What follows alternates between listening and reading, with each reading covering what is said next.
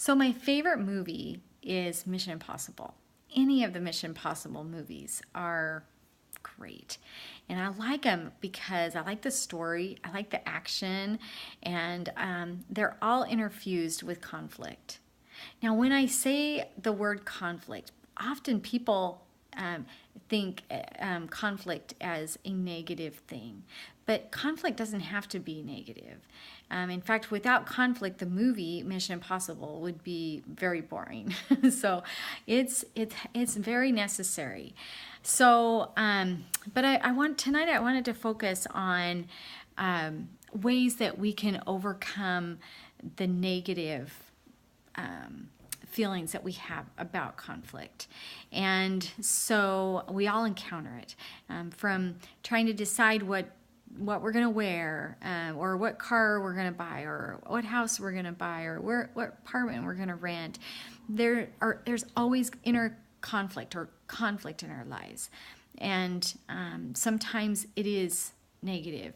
And for me, I avoid it. I just would turn a blind's eye and just walk away. But because I took a class at BYU last semester, or actually winter semester, it's really opened my eyes to not being afraid of conflict and not to be nervous about it when there is conflict. So it's really that class. It's called conflict negotiations, and it really helped me develop a skill set to deal with conflict in my life. So today I will tell you three of many ways or skills that can extinguish the negative response as we have conflict with others. So the three skills in managing it are: 1, focus on win-win solutions. 2, look from another person's perspective. And 3, don't get locked into a position. There's a quote from a book called Getting to Yes, and the quote goes like this: "The goal cannot and should not be to eliminate conflict. Conflict is inevitable and a useful part of life. It often leads to change and generates insight. Few injustices are addressed without serious conflict. In the form of business competition, conflict helps prosperity. And it lies at the heart of the democratic process, where the best decisions result not from a superficial consensus, but from exploring different points of view and searching for creative solutions. Strange as it may seem, the world needs more conflict, not less." So the first thing I would like to talk about is when a conflict isn't resolved, it's usually because both sides are locked into a position. So we can kind of, if you can think of two boxers, they're in the ring and they're just going at it. Well, they're both locked. They both want one thing, and that is to win. And so when you're in that locked position, there's really no way of getting out of it unless someone backs down. And that's not a weakness. That, in fact, is a strength. And how you do that, how you unlock that position, is you take notice in their interests. What are they having this conflict for? Why are they wanting to fight about this? You ask questions and find out what is behind this and what are their interests in this. Because sometimes you might think but oftentimes we don't. So just asking why is really important. Okay, so the next thing is try to see the conflict from another person's perspective. So say your husband or your wife or a son or daughter comes home from work. They walk through the door and they're just angry and they're up for a fight. And things quickly escalate into a fight, and the the conflict begins. And so if we can just look from their perspective, and maybe we know they had a test that day, maybe we know that they really were going to have a hard day today, and so maybe that's why they're combative. And so instead of taking it personally, which we often do because we want to defend ourselves, and our worth, we can look and just find out and look from their perspective. And once again, ask them why. I can tell you've had a really hard day.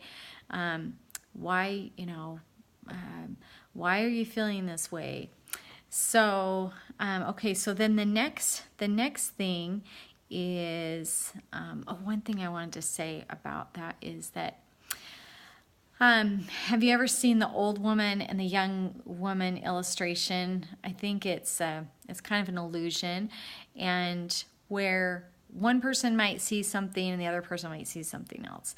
And so that's perspective. We all see things because we're different. We all see things differently. And so I thought that was a really good example of, how a really good illustration of how we do see things differently. And so we need to take that into consideration, that we're not the same, and so we need to practice empathy. And that's something that everyone has stress in his or her life. And sometimes that conflict happens because they've had that bad day at work. So we just need to try and see something from another's perspective. Okay. The last one is create a win-win. Now this is my favorite because oftentimes I think in the past that it had to be a win or lose, or somebody had to lose, and that never felt right. I always felt like it doesn't have to be a win-lose. It can be a win-win. And so when I read that in some literature from my class, I was so excited because it talks about how people use strategies in conflict, and one of them is collaboration. And another is accommodation, and one is avoidance, and one of them is competition.